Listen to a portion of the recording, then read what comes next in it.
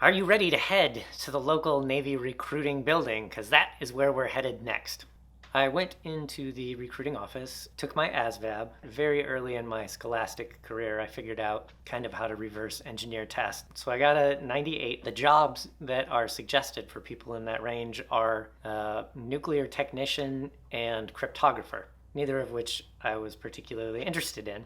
And looking through some of the Navy jobs that were available, I saw journalist, and I'm like, hey, I can do that. I like writing. There weren't any of those positions available at the time. He said, though, that I could go in undesignated and work with the bosun's mates, and then a year after that, strike into whatever rate that I wanted. Really, all of those words didn't mean very much to me. So I was kind of going into the whole thing blind, but I didn't really care. My whole purpose of joining the Navy was to get in so I could get out of Michigan. At some point in the process, I had to fill out something like an application. I personally have sort of a stubborn relationship with the ideas of truth and falsity. I give the application to the recruiter and he's scanning through it, and I remember his eyes looking up from the paper, up at me, and he says, "Come here."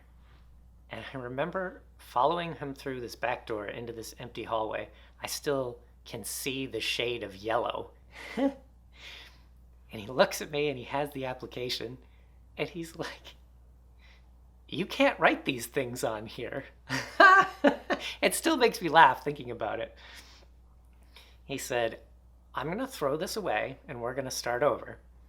And you see this box right here on the new application? I want you to write none, and I never want you to tell anyone else any different." Yeah, very strange experience. I ended up applying and saying that I wanted to go undesignated, but the details after that are a little unclear in my mind.